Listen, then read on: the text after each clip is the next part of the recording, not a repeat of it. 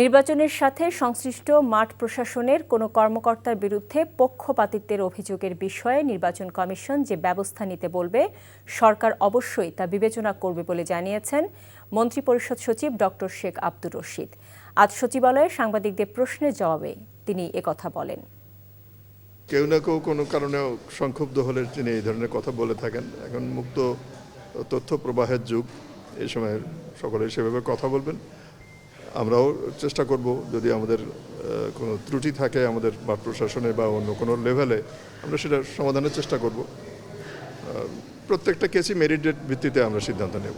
নির্বাচন কমিশন যদি কনভিন্সড হয়, তারা যদি মনে করেন যে হ্যাঁ রদবদল প্রয়োজন, তাহলে তারা বলবেন, তখন আমরা সেটা বিবেচনা করব, সেইভাবে ব্যবস্থা নেব।